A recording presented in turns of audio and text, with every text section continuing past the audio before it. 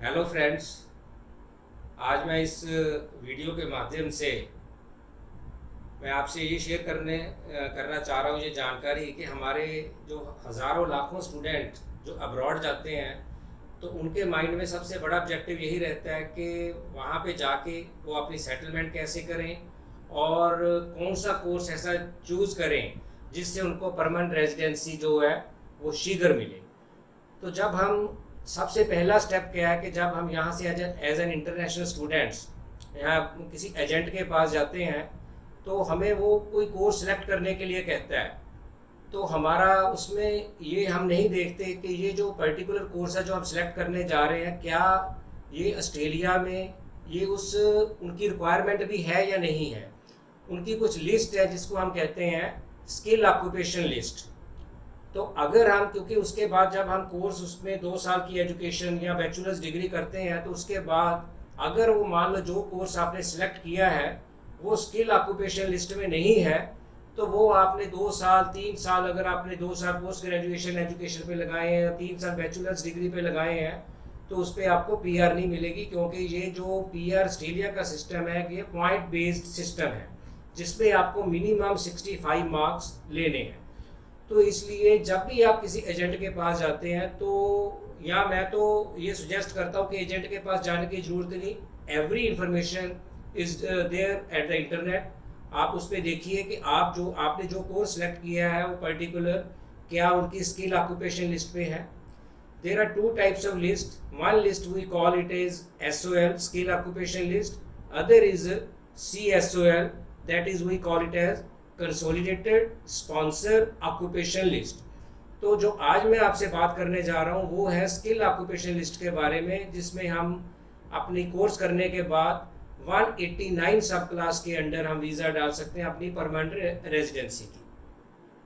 क्योंकि बहुत hard and money हमारा पेरेंट्स का लगा होता है एज एन इंटरनेशनल स्टूडेंट्स। अगर आप पोस्ट ग्रेजुएशन करते हो तो 4 सेमेस्टर का कोर्स है तो उस पर हमारी जो एनुअल फीस है वो भी 13-14 हज़ार डॉलर के करीब पर सेमेस्टर की फ़ीस है। तो 4 सेमेस्टर आपने लगाए, उसके बाद आपका उसमें लिविंग एक्सपेंस भी इन्वॉल्व है। तो मैंने कई बार देखा है हमारे पास बहुत से स्टूडेंट ऐसे आते हैं कि उन्होंने अपना 60-70 हज़ार डॉलर खर्च कर दिया, 2 साल में उन्होंने एजुकेशन ले ली और उसके बाद उन्होंने ऑल ऑफ ए सडन उनको रियलाइज़ हुआ कि जो कोर्स उन्होंने 2 साल एजुकेशन ली है तो वो उनकी स्किल ऑक्यूपेशन लिस्ट पे नहीं है। तो उसके बाद वो इधर उधर वह फिर परेशान होते हैं, फिर किसी एजेंट के पास जाते हैं तो एजेंट क्या कहता है उनको एक और कोर्स करने के लिए कहता है कि ऐड ऑन कोर्स करिए कि इस कोर्स पे करने पे आपको कुछ और मार्क्स मिलेंगे, पॉइंट्स मिलेंगे, तो जिससे आपको और थोड़ी पीआर लेने में आसानी होगी। तो वो क्या करते हैं फिर उस पर अपना इन्वेस्टमेंट करते हैं।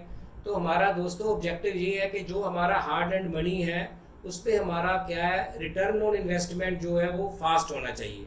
तो रिटर्न ऑफ इन्वेस्टमेंट कैसे फास्ट होगा कि आप वो कोर्स सेलेक्ट करिए जो ऑस्ट्रेलिया में उनकी स्किल शॉर्टेज है, उनकी रिक्वायरमेंट है।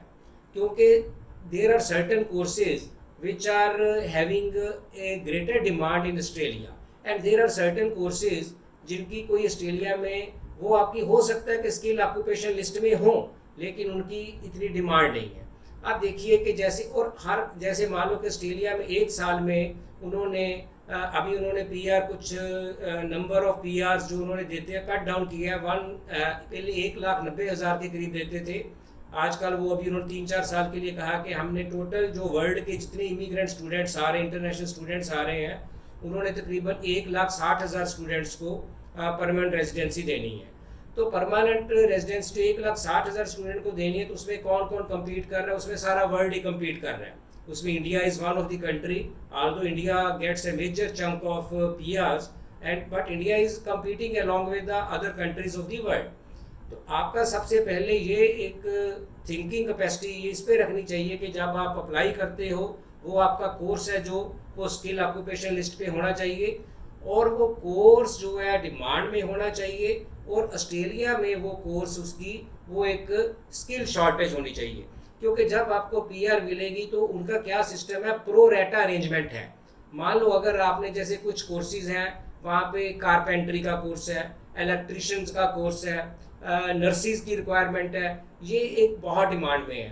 तो ये मान लो उनका कोटा है कि उन्होंने 1 साल में नर्सिस की या इलेक्ट्रिशियंस की 2,500 लोगों को पीआर देना है, तो मैंने क्या देखा है कि उसमें बहुत कम लोग जो है क्वालिफाई कर पाते हैं, क्योंकि या तो उनकी इंग्लिश स्किल रिक्वायरमेंट नहीं बन पाती, या उनके पास क्या है रेक्विजिट क्वालिफिकेशन नहीं है। और इसके कंपैरिजन में अगर मान लो आपने कोई एमबीए करने जा रहे हो, अकाउंटेंसी पे आप एडमिशन ले रहे हो, तो वहाँ पे जो रिक्वायरमेंट है, उनके जो पॉइंट सिस्टम है बहुत ज़्यादा मार्क्स की होगी। हालांकि मिनिमम जो एक एंट्रेंस लेवल है, मिनिमम जो आप क्वालिफाइंग करोगे तो वो 65 मार्क्स पे आप क्वालिफाई कर जाओगे, लेकिन आपको 65 मार्क्स पे वो इनविटेशन टू अप्लाई जो है इनविटेशन वो नहीं आएगा। इनविटेशन इसलिए नहीं आएगा कि प्रो रेटा अरेंजमेंट है, उसमें सभी प्रोफेशंस को उन्होंने परमानेंट रेजिडेंसी देनी है।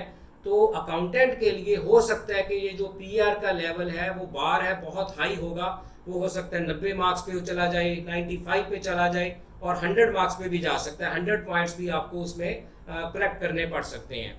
इसलिए आप प्रोफेशन वो चूज़ करिए। आपने अगर ग्रेजुएशन डिग्री की है, देयर आर सर्टेन प्रोफेशंस, जैसे सॉलिसिटर का प्रोफेशन है, नर्स का मैंने आपको प्रोफेशन बताया, सोशल वर्कर का प्रोफेशन है, जिस पे उनका एक कोटा सिस्टम है।